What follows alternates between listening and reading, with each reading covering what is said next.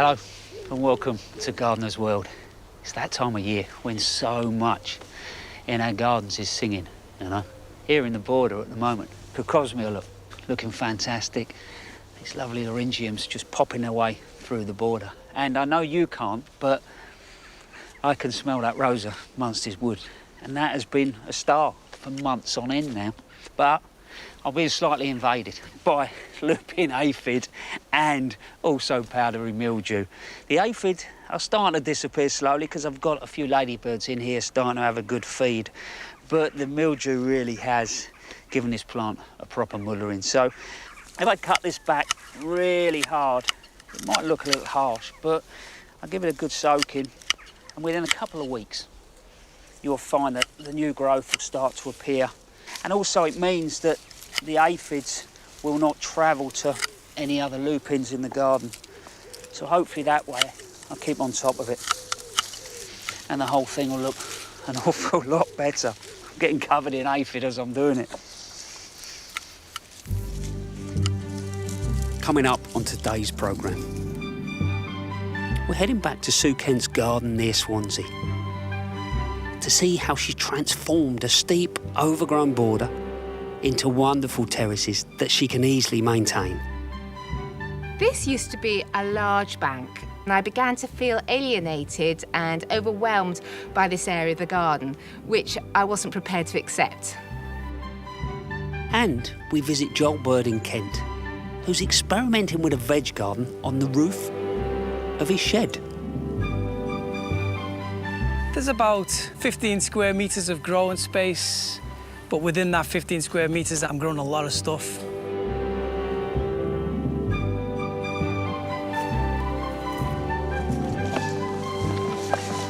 And I will be planting a tricky little spot under a rose and doing a few jobs in a veg garden.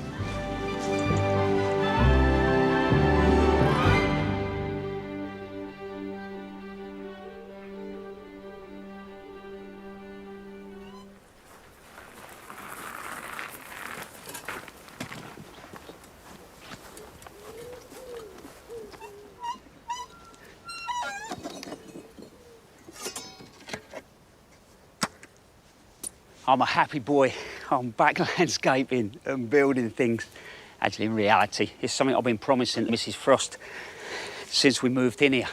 I can remember coming to visit and her stopping exactly this spot. And we were lucky enough to get that lovely view of the church in the village. And I promised her that at some point I would build this lovely little area she could come and just sit and enjoy it. But, you know, in our gardens and design in general, we need destination points that we feel comfortable in. Also, it's a focal point. It will pull you through. What I'm going to do is I'm going to plant in front of it so your table and chairs will sit on what will be a brick-edged gravel terrace. But then when you arrive, when you're in it, you know, not just the atmosphere, but then we get a link to another part of the garden. Actually, if you look over there at the verbascum and the verbena, they were self-seeded. It's like they're queuing up to get into this area. So if you imagine over the winter, I'm going to take the turf off, prep the soil, and next spring plant into here. But I've done quite a bit so far. Let's crack on. Before I start this, I think we should talk about levels. This is on what seems a slight slope. If you look at the back there, the top of that peg will be finished level, so at the back of my terrace, it'll more or less look like a brick edge. But as we work across and we get to the front there, that's going to be sticking out the ground by nearly a foot. So I'm going to plant that, which will soften the view through, and you're going to come round the terrace, and then that will be the natural step. And that will help with the design because it will draw you into the garden. Once I dug out, I put a series of level pegs all the way round, just using the spirit level, just to make sure that everything is perfectly level. And then my concrete mix. That is a really wet concrete mix. I use 10 parts ballast to 1 part cement. Once that's done, leave it for a couple of days to go off, and then you can start building. But what's lovely about building a circular terrace is you've got a pin in the middle, and if you imagine scribing, you've got a big compass. You just use that central pin, and you can draw all the way around. And you'll see here what I've done is I've tied a little knot just where I want the bricks to finish. The first thing you want to do is get your mortar mix. So the mortar mix is made from soft sand and cement. And what I've done, this is a 5-to-1, so 5 sand and 1 cement. So what you do then is just bed that first brick on. And all I'm looking to do is use the string central, right through the centre of the brick and making sure it's square. Once I've done that, you've never done this before, it's not a bad idea just to use a tiny little boat level, just to make sure that you're nicely level both ways. It might seem like a lot of work, but I do promise you, when you start doing this, it is not only good fun, but when you finish, it's quite satisfying.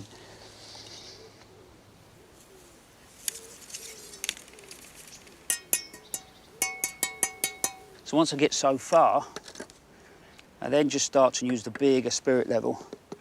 So what I'll do is I'll continue to work my way all the way round. And just so you can see, when I come and then put the next course on top, that's just going to sit halfway over that brick. And then at the front there, you imagine I'm going to have a retaining wall, and at the back, it'll look like just a little sort of brick edge. But I'm going to do that over the next couple of weeks. I don't know if you remember earlier on the season, we called up with a lady called Sue Kent from Caswell Bay near Swansea. And she was born with an upper limb difference, not that that stops her gardening. And she's a lady that has definitely got her head round levels and made them work for her and her garden.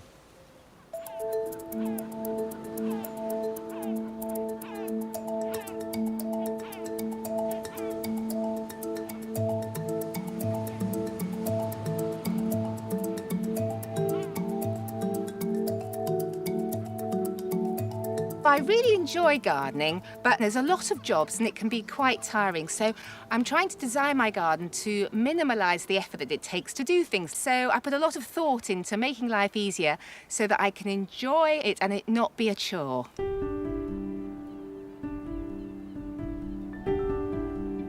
I've had this 3/4 of an acre garden for 31 years, but it's not always looked like this.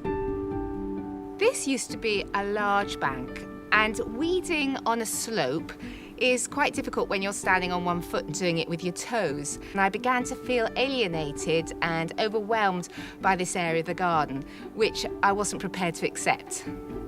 I decided to do something radical, to start again by rethinking and redesigning this garden area to suit me and how I garden. I was inspired by a visit to Powys Castle and Gardens, which is in North Wales. And they had this long, thin, terraced walkway. And I thought I could redesign the bank to become a series of terraces that would be just wide enough for me to be able to reach with my feet to weed. And it's worked really well.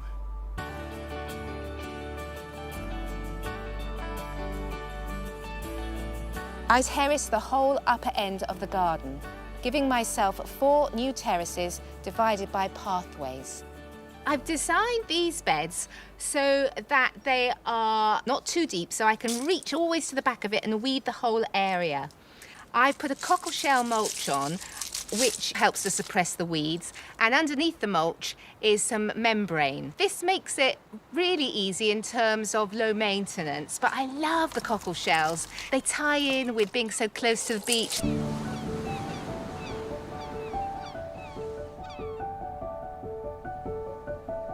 I chose 5 key plants to run through the seasons to give me interest. And I've repeated them symmetrically throughout this border. And I find that the repeating pattern of them is very calming.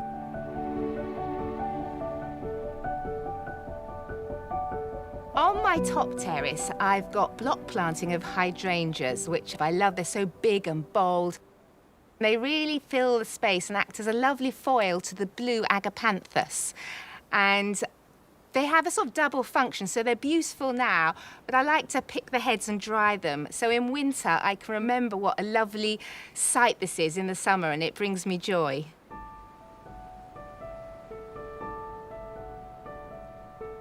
The agapanthus are the star of the show here. I'm really lucky I'm right by the coast and the weather's very mild. So I'm able to grow the deciduous and the evergreen varieties. And it's quite a dry, well-drained terrace, and they love it here. Yes, they can be a bit unruly and they fall over into the Shasta daisies below and mix in with them, but it's a really beautiful landscape. The Shasta daisies. They come and then they go, and so I've interplanted them with variegated and plain yuccas to give me a sort of interest all the year round.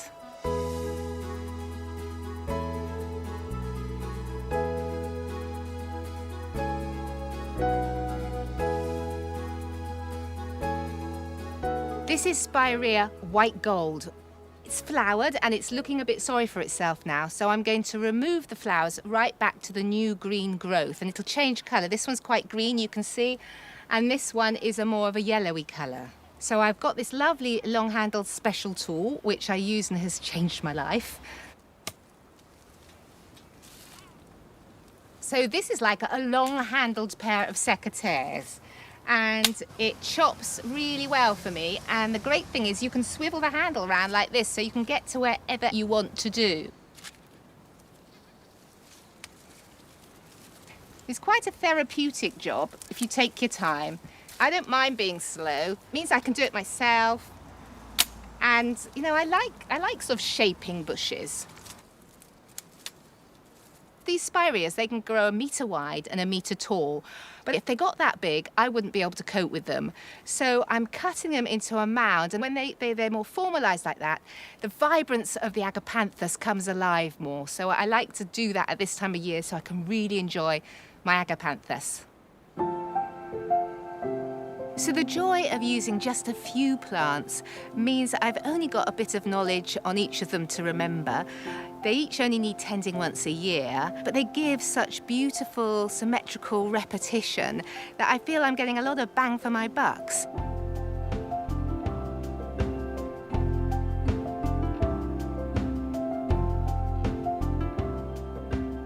In between my 5 perennials, I usually plant 1 annual to keep it simple. And this year it's Cosmos Purity. It was supposed to be my daughter's wedding in September, but it's been postponed. So now I have a lot of white Cosmos to deadhead. Deadheading helps them to thicken up and create more flowers. But also I'm going to take the deadheads and take the flowers for the house, and this will encourage even more flowers.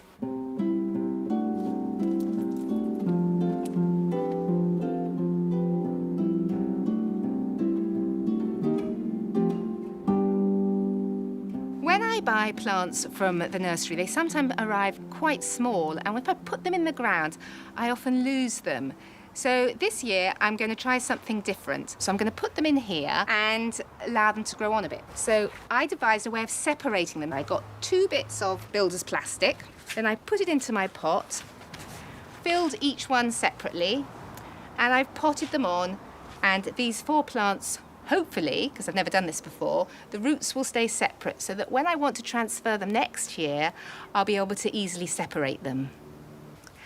The reason why I've painted it pink is because all these are going to be in a new pink border, but in the winter they're all going to die back. I'm going to forget what I put in here. So I've painted it pink so that I know that these are the pink flowers for the pink border.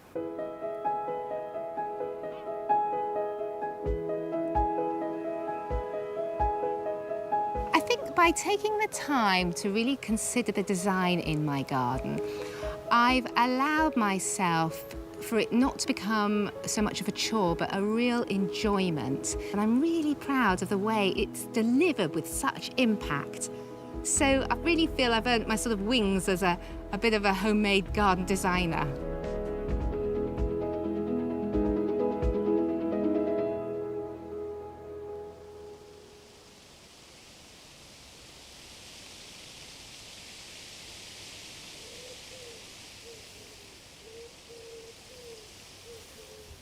Sue, I thought your garden was absolutely beautiful. But the other thing I loved about Sue is the fact that she wasn't just accepting shrubs for what they are. I think there's a time and a place, if you've got the space, just to let plants do what they do. And I'm down here in the woodland and I'm constantly, I suppose, looking for opportunities. And I love the way the light works in here at different parts of the day. And this is a cornus mass, and I tend to grow them as multi-stems and then under plant. But if you imagine in the winter, really wonderful yellow flower, good spring foliage, then this lovely sort of red cherry starts to develop, fantastic autumn colour. And then as it matures, the bark inside there on that stem picks up a real orange tone for it. And I noticed the other day that as the dappled light was coming underneath here, it was just picking up on the foliage. I thought if I just got in here and just started to prune out and just let some light in underneath, it would make a huge difference.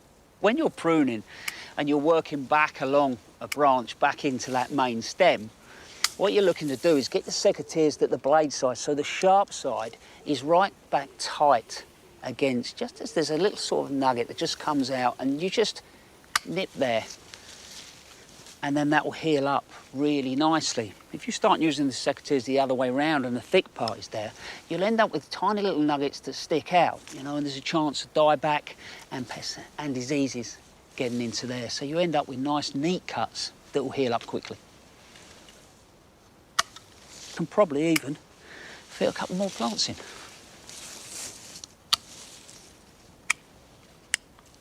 So, while I finish that off, it's time now to see the first of our home films from your gardens. And we're going to meet a lady called Sharon Cook from Barbados, who had her trip to the south coast slightly extended. So what does she do? She created herself a garden.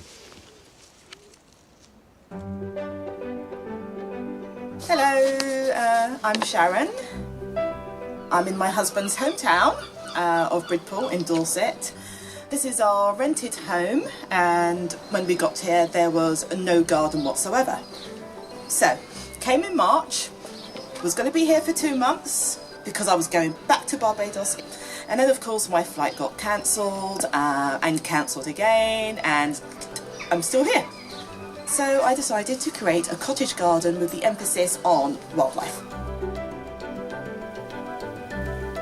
Dug the beds, put in some sheep manure and planted. So we've got cornflowers, we've got nasturtiums, we have this fantastic Verbena bonariensis, which is a brilliant plant. It adds height without adding density. Butterflies and bees absolutely adore it.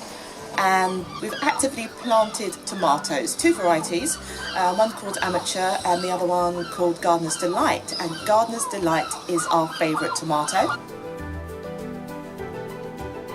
I might have planted a little bit too much because the idea was I was going to plant this year and it would be oomph next year. But I planted in March and we had so much heat in May, and then by June the garden had already gone oomph. Now I'm looking forward to getting back home in a few days.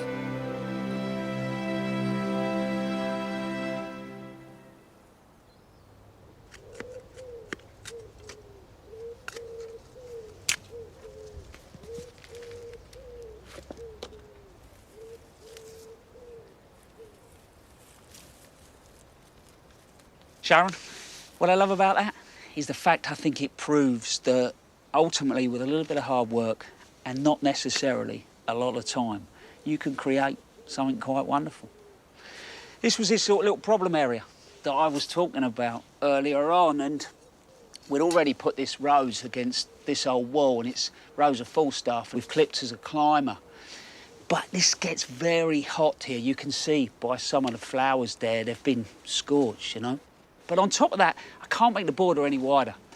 I think a lot of us at home deal with this. We've got a fence runs down the side of the garden. You know, we can't make our borders too wide because, you know, the smaller spaces are needed for so much more. How do we deal with that big vertical in the background? And don't be averse to getting as high up the wall as you can.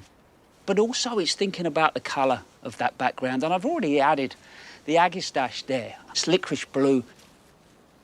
A good vertical plant, but it'll bring the scent and the flower looks good against that background. And then I'm looking to add plants that maybe just break the edge of this strong line. So here I've gone for Euphorbia polychroma, which give me good early colour. I've just started to repeat things and get this sense of rhythm down through the border, and you can do that in your own garden as well. And I'm just adding these last few, and this is Potentilla Monarch's Velvet. There's a textured sort of slightly palmate leaf to it. I use it quite a bit in the garden, and I think performance-wise it just keeps flowering. And then something that loves baking is this iris. So this is action front, so the flower will come up to just shy of a metre, but they're showstoppers. They're the things that just stop you in your tracks. Even if it's only for a few weeks, never plant them too deep. Clean some of the compost off and expose that rhizome. And I'm going to make sure that I face that to the sun. And I'll never bury them, because they do like to bake, and the more they bake, the more they perform for you. But even when they're not flowering, again, I've got that sort of very upright form. And the last one I'm putting in is an Artemisia. And not really for its flower, because it's not exactly showy, but great foliage. The foliage will be there all season, and it'll bake quite happily. It will grow just probably to about 50, 60 centimetres. It will slowly sort of clump up and spread and cover the ground. If it does get a little bit untidy, you can cut it hard back to the ground and it's fine. And in fact, actually, there's a few little shoots coming at the bottom here. So I'm going to tidy that up. A couple of weeks' time, that'll fill the space. So, you know, in a sense, it's just thinking about how do we get good vertical structure, colours that are going to show well against the colour of your fence or a wall. And then you're thinking about that interest through the season. So all I'm going to have to do now is give that a really good watering in. And looking at it, it's going to be really easy to maintain. And on that note, we've now got a chance to see a film again of a man that's got an incredibly busy life, but he's created a garden that suits just that.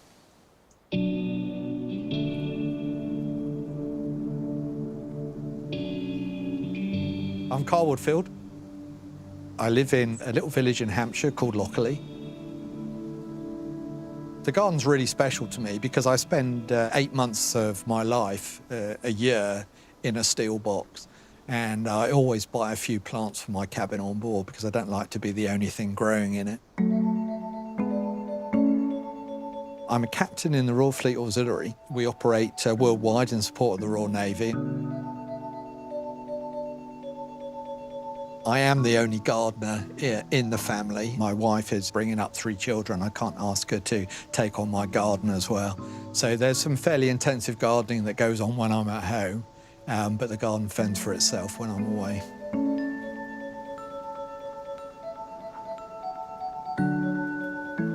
I've been gardening in this space for about 22 years now. When we moved in, it was just concrete. I started gardening in pots, etc., but found it quite difficult because I'm away from the home for 4 months at a time.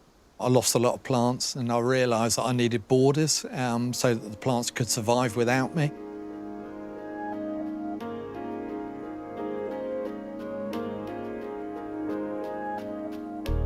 It is a small space. It's about 36 square metres, and the challenge really is to make it feel bigger. And to do that, I've brought in some fairly big plants that I've grown on. So I've planted some trees in here and some large shrubs, and that helps it feel bigger, even though it's a small space. I tend to shy away from annuals and things which are too fussy and need too much maintenance. So in the garden here, I've actually grown all of my box from one plant. So all of the box you can see are cuttings and provide continuity through the garden. So there's really good winter structure in here as well. I tend to sow seeds every year when I'm at home, if I'm home at the right time.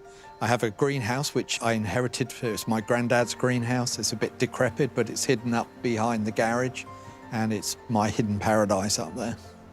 Somewhere to go and escape from 3 daughters.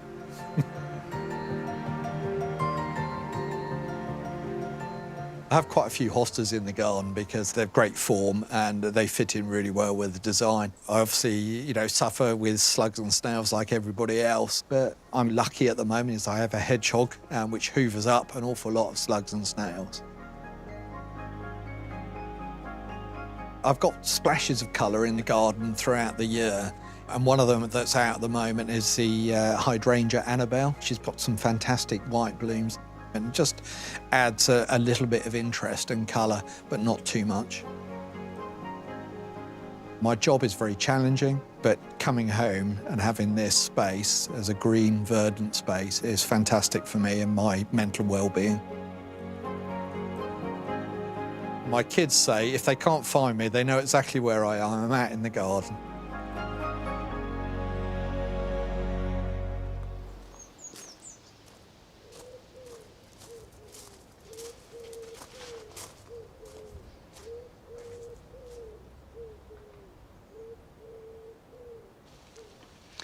Cole, I think my kids would say the same about me. Where's Dad? He's in the garden. But I agree with you.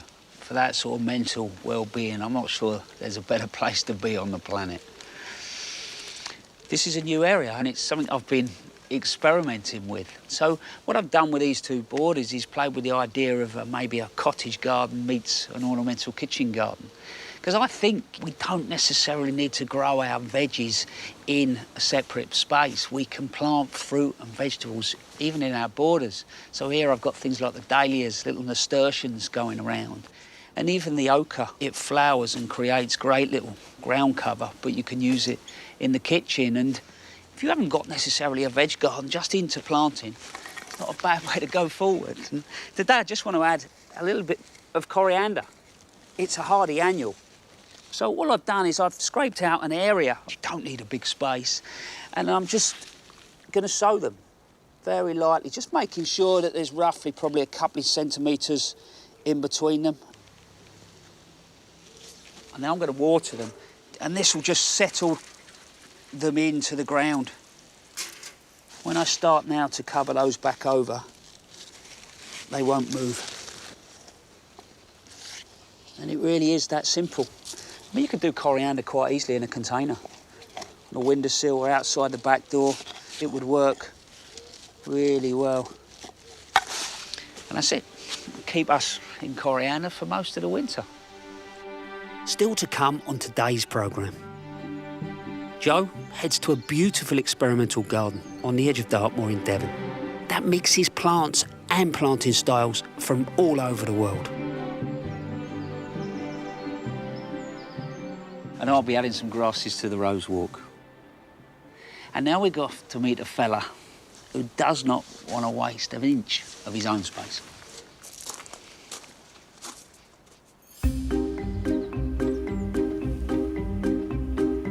I think of myself as a bit of a veg shed man.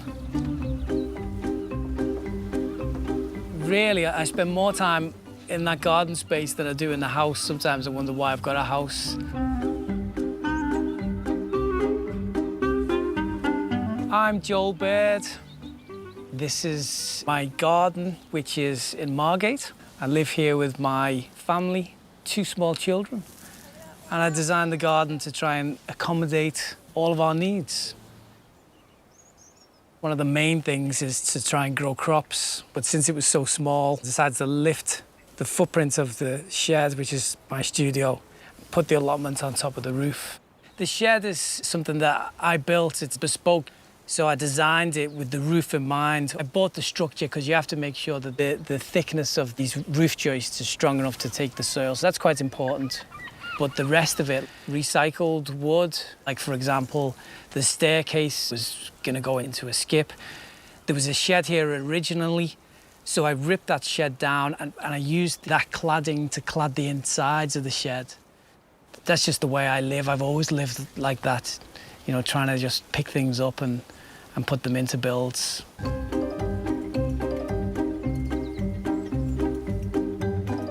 This is where I grow all kinds of fruit and vegetables. There's about 15 square meters of growing space, but within that 15 square meters, I'm growing a lot of stuff.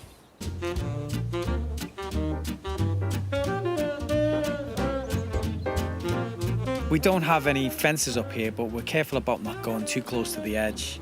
And the raised beds act as a kind of barrier. I think of the garden as a garden in the sky, really. It's a very, very hot space, especially on a day like today. It's getting the sun constantly, but that's a good thing in terms of the veg. It's quite exposed up here. You've got a gap between the houses and you get a lot of wind coming through that gap, especially because it's a coastal town. So that's one of the problems, but I've put a bank of grasses at the front, miscanthus, bamboo and the old Stipa giganta. The idea is that's going to break up the wind.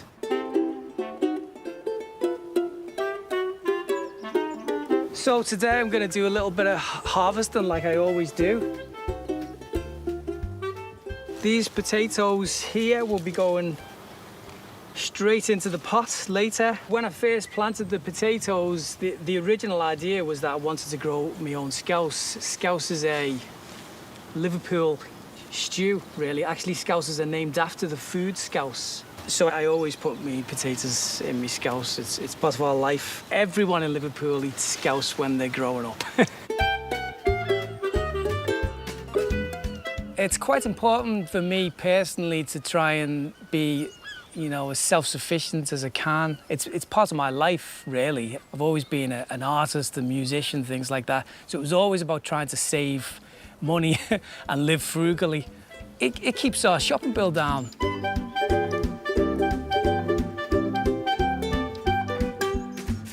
We've got some cucumbers here. Actually, they've done really well. It was a bit of an experiment, really. They struggled at first because they grew quite high, but we had some strong winds come in, 40, 50 mile an hour, and the leaves took a bit of a battering. But I've put some grasses to try and protect them, and I've found if I can just get them off the ground but keep them at a lower level, then they came back to life and they've done really well. The fennel here creates a little bit of height, and this handles the winds pretty well, you know, because it will sway in the wind.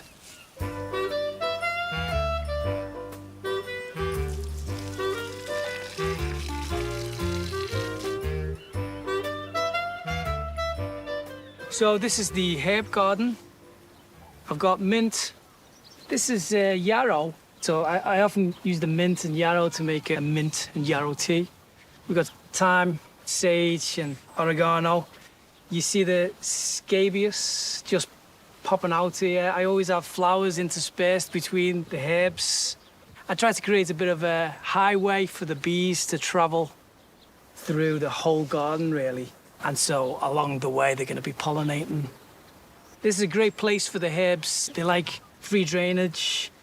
They like to be out in the open. I put the herbs at this end of the roof because this is the driest part of the roof because the gradient takes the water to the front, and I know they can handle it. I have the irrigation system, and that filters through into a gutter and then it eventually ends up in the fish pond. Really, I'm just trying to not waste water. Part of the joy of gardening to me is definitely the nature. I could probably be more prolific if I waged war on the snails and the aphids, but I'm not interested in that. I like to see the butterflies laying their eggs on the crops, that's fine. So it's always been part of the philosophy for me is not to have a perfect garden.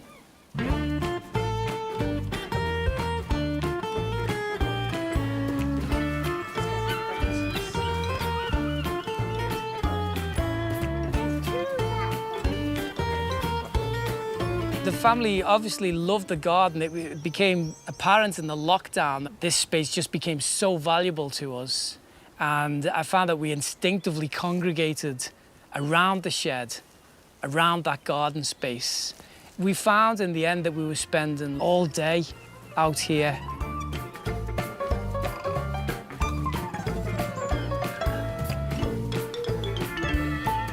I think people sometimes just forget that they can have a garden anywhere. If you can grow plants in pots, then you can use any space to have a garden. And my rooftop is one of those examples.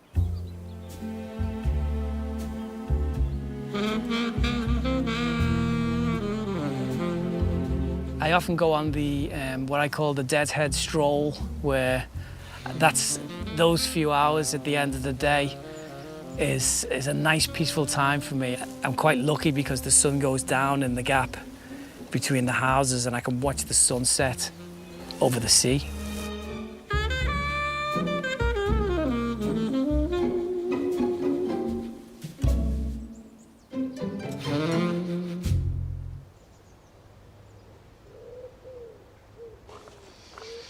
Hey, you're a good boy. That's right. You want to come and say hello. Joe, this cat seems to love this veg garden. Joe, I thought that roof garden was fantastic, but I love the idea of recycling.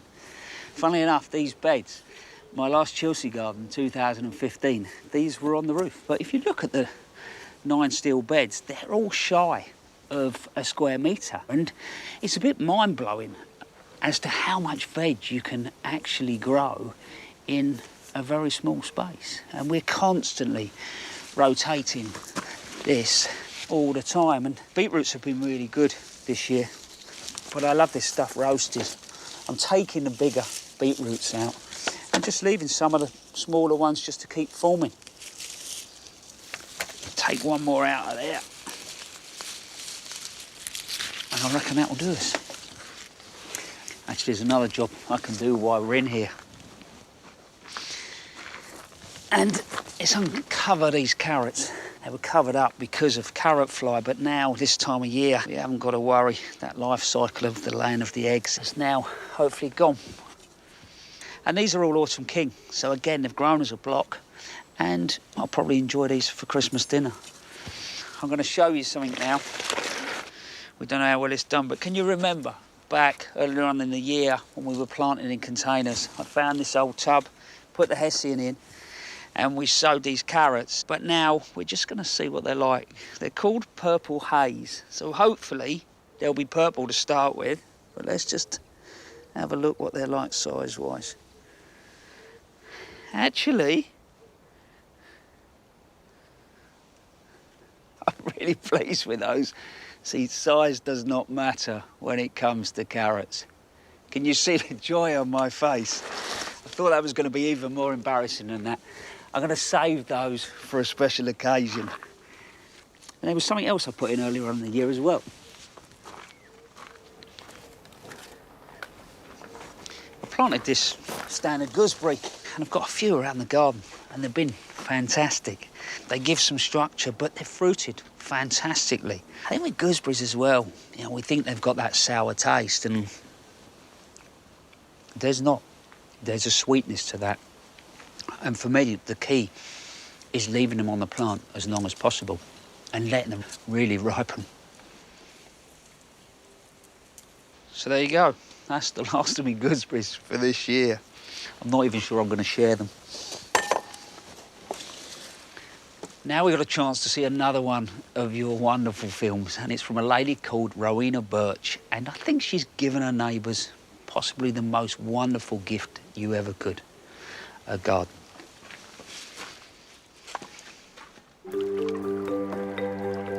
I'm Rowena, and I live here in a red brick terrace house built in 1870 in Manchester. My garden spans the back of 4 terraced houses. Originally, the land was owned by 3 brothers who were in their 70s and hadn't been able to do anything with it for many years. So I asked them if I could start growing things on it. They were so pleased that someone was using the land that they gave it to me. It's become a garden that everyone in our whole row of terraces comes in and enjoys. The kids have had a place to go and to run around. The garden's beautiful. It's given them like a little oasis. So this is where the old playhouse used to be. As you can see, we've replaced it with this pergola that we've made. I just love the fact that the plants were already climbing all over it. Great new place for us in the garden to enjoy.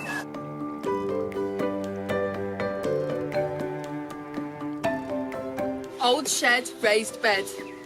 This is a new way I'm trying for growing my vegetables. Underneath, at the bottom, we've put a whole lot of logs and twigs, and then covered it with a whole lot of green stuff, green plants. On top of that, there was some manure, then some old soil, and on the very top, I put some compost out of a bag and I've planted into it. And I think the idea is you compost as it's As it's breaking down, it produces more heat, which gives a nice warm place for my plants to grow, and it's also putting nutrients back into the soil all the time. I love coming out into the garden, somewhere every day something's a bit different. It's a place where I can come and relax. I really love the fact that my neighbours come out and enjoy it too.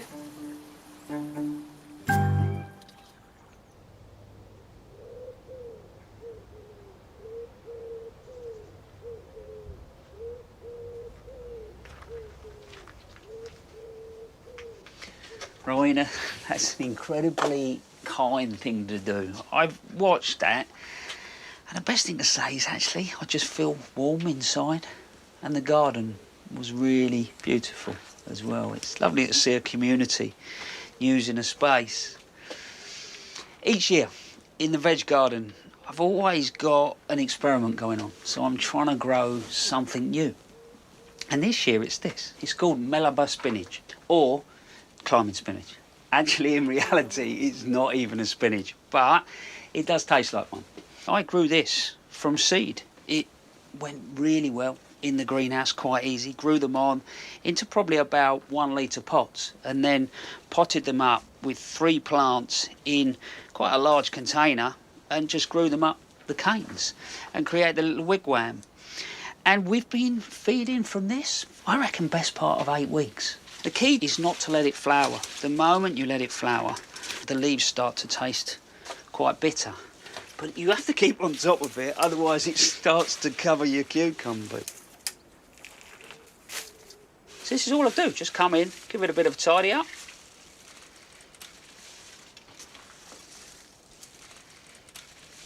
If I taste one of the leaves, one of the smaller ones,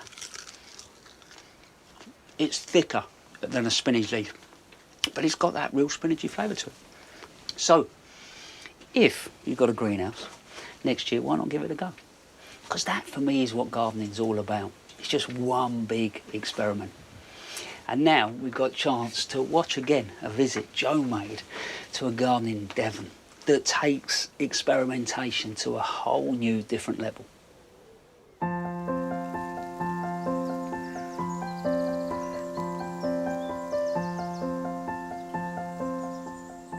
Over the years, I've heard wonderful things about Wildside. Now, the visionary behind it is Keith Wiley, and he's said to be taking gardening to the next level. 15 years ago, Keith and his wife Ros began the transformation of 4 acres of land in Devon into a garden that can only be described as extraordinary. I like that plant before, but it looks good there. It's how you use them, isn't it? Well, it is.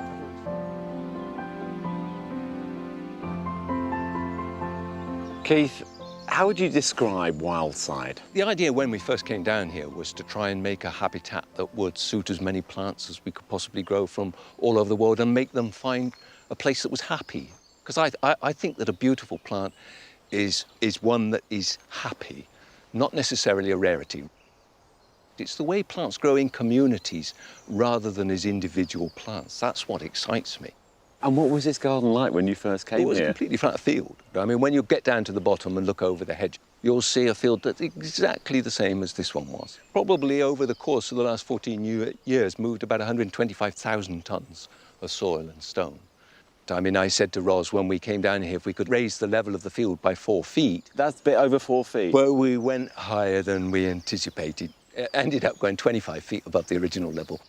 And 15 feet deeper as well. But that's, you know, that's just fun. And what's the inspiration behind it? There are places that remind me of places that we've been on holiday, like Crete or South Africa or the Mediterranean or New Mexico. And it's almost like you put them into a blender and you come up with a smoothie version. It's a sort of reminder of all of them, but not a copy of any of them. That's what I like, it's that emotional connection, and try and capture some tiny essence of that back here at Wildside. It's not what the great British public would see as normal gardening. I mean, you are trying to break barriers, you're trying to experiment, you're trying to push the boundaries of what a garden is here. Yes, but only because I want to see it myself.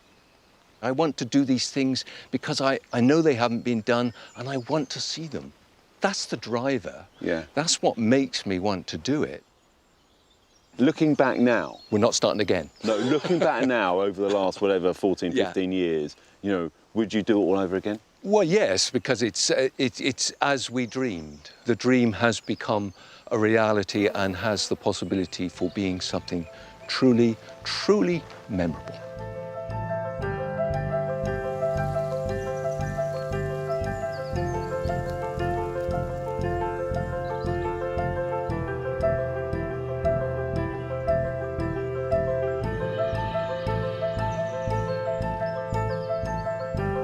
The range of plants in this garden is simply phenomenal.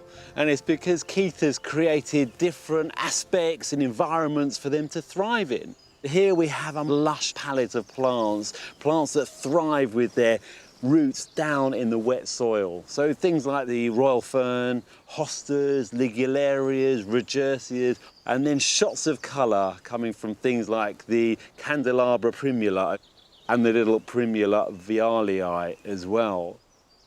It's just genius.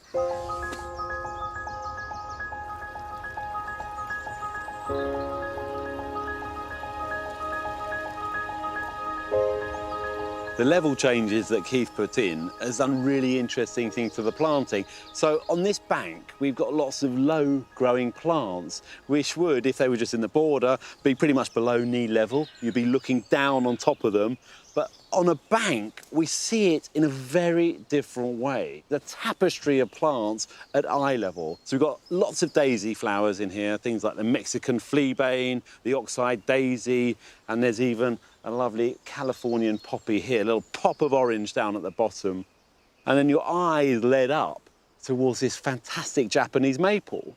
And throughout the garden, Keith has planted a lot of the trees on the top of these banks. So it feels as if they're towering over you. You're looking up into the canopy of the tree.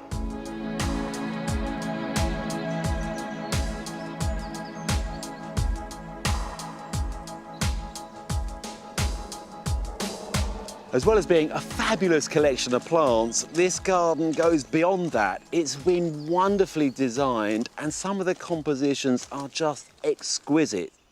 In this area, which is roughly based on the Mediterranean, it's got, you know, arid, dry, loving plants. We see a fabulous composition here. If you turn this border into a black and white photo and you look at it that way, it will tell you if it works or not, really. So we've got structural plants, we've got things of form and plenty of texture and depth as well to that composition.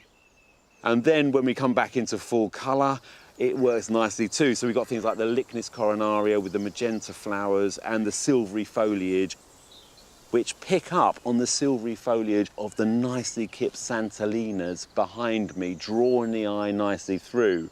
And then this wonderful grass, this Nicella that he's dotted in everywhere, just loosens the whole planting scheme up, makes it far more naturalistic.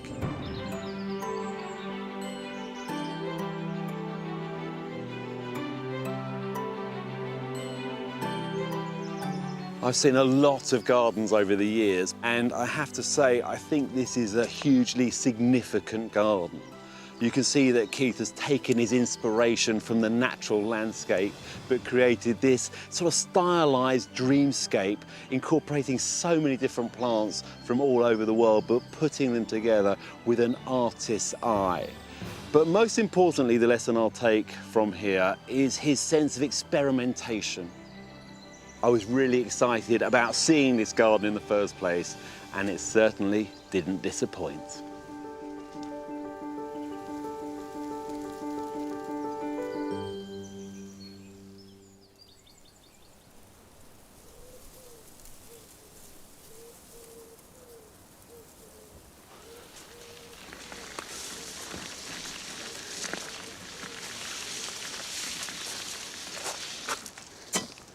Keith, that man, it's not just a passion, is it, for that landscape? It's a man that understands his craft, and you get the sense that there's a relationship with those plants. And it's made me think a lot about this place and what I'm trying to do here long term. And this hedge became a problem. It was so predominant of the space, though it's got a lovely shape to it, it sort of overpowered everything. So I was looking for things that were just tall and quite sort of thin in a way, and that's what led me to the grasses. And it amazes me a bit with grasses because there seems to be two camps. You know, anytime you talk about them, people either love them or they hate them. And for me, they're an incredible group of plants.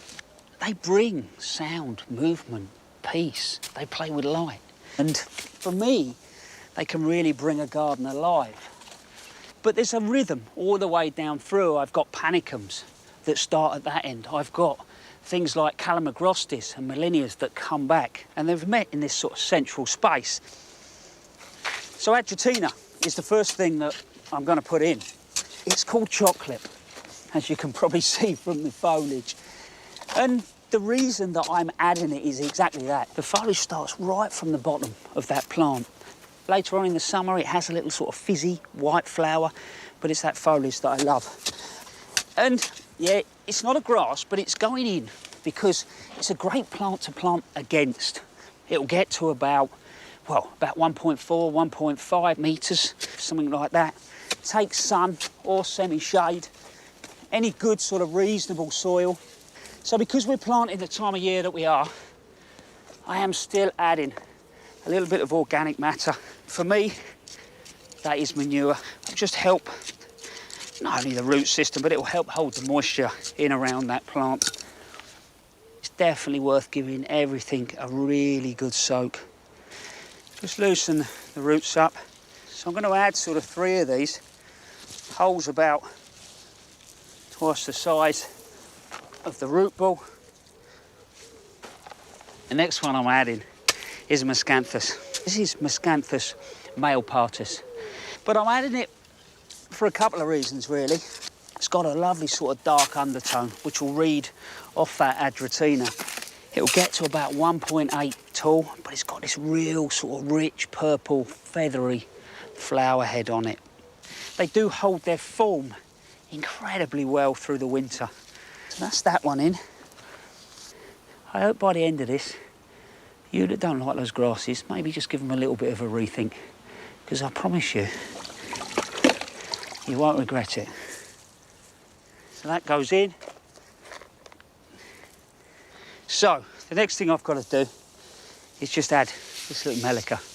This is Melica ultra purpurea. You can see the colour of those little flowers. I picked that up on the Adjutina, but it's small. It'll grow to about 2 foot, clump up, probably about the same. Let's get these last couple in.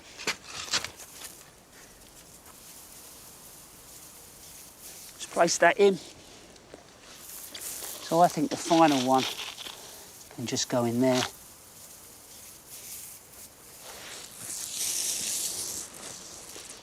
So there you go. I'll just give those a good water, keep an eye on them over the next few months, and just enjoy them all the way through to next year.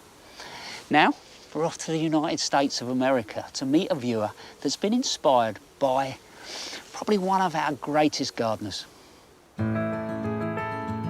Hi, I'm Sherry Willwright from Northern Utah. I want to show you what I've been doing the last few months while we've been spending a lot more time at home. But first I wanted to thank Gardener's World for everything that you've taught me. A few years ago, you had a program which highlighted Beth Chatto's gravel garden. And I was very inspired by that garden and wanted to incorporate a gravel garden to my own plot of land. Living in a place where the summers are very hot and dry, it really inspired me that she had never watered that garden.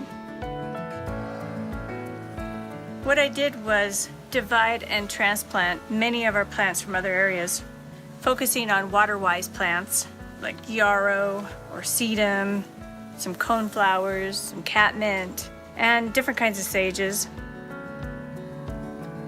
It appears to already be a success because from the initial transplant and after the first watering, I've only watered the garden once.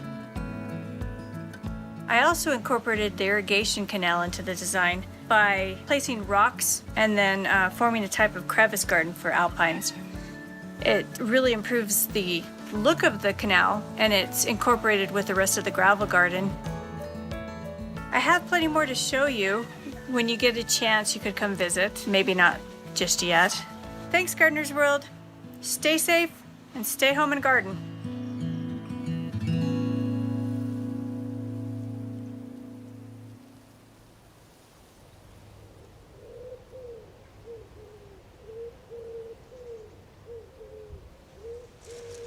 Sherry, thank you very much, and I couldn't agree with you more about spending more time at home in the garden. And if you do, just every now and then, something completely magical happens, all right? You have a look at this. Going in and out of there is a leafcutter bee. Look closely at the roses. You can see the cuts out of the leaves. Don't worry about those if you've got them. That's a good thing, as far as I'm concerned. I only built that bee hotel about a month ago. I did not think for one moment it would be news this year. Isn't that incredible? So you know what I'll be doing this weekend? I'm going to make a load more of these and fix them to all these sunny posts. Just remember to make sure the holes are deep. Mine are well over 4 inches long and have smooth sides. But if you don't fancy doing that, here's a few more jobs you might want to do at the weekend.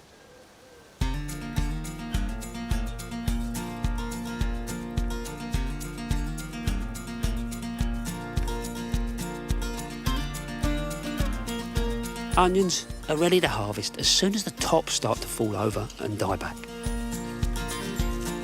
Using a fork, carefully lift them out the ground, taking care not to damage them in the process.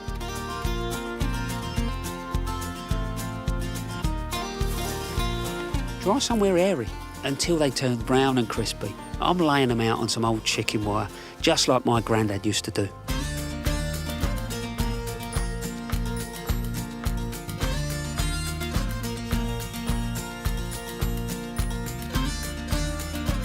This is a good time of year to take stock of your borders and decide what needs moving or dividing later on.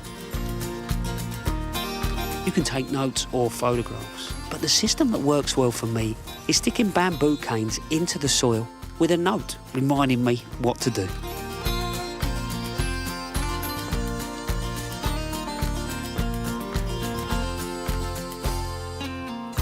If your strawberries are healthy and sending out runners, now's the time to propagate them if you want more plants.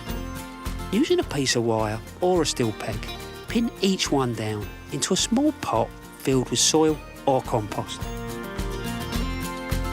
Keep well watered to promote good root growth, and within a few weeks you'll have new plants that can be severed from the parent.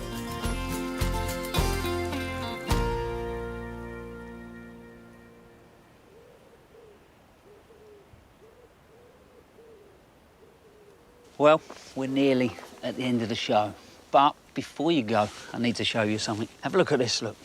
That's Calycanthus Aphrodite. I'm growing that shrub in a container at the moment, but I'm going to find a sheltered little spot up in the gravel garden, and that'll be one of the stars. But that is for next year. Do you remember this? I planted this white Korean mint back at Easter. Look how well it's done. But pick a couple of those leaves, drop them in hot water. Tastes fantastic. Mind you, even better in the mornings. Remember, it's a really good hangover cure.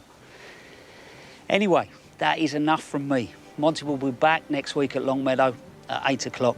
In the meantime, look after yourselves. Bye-bye.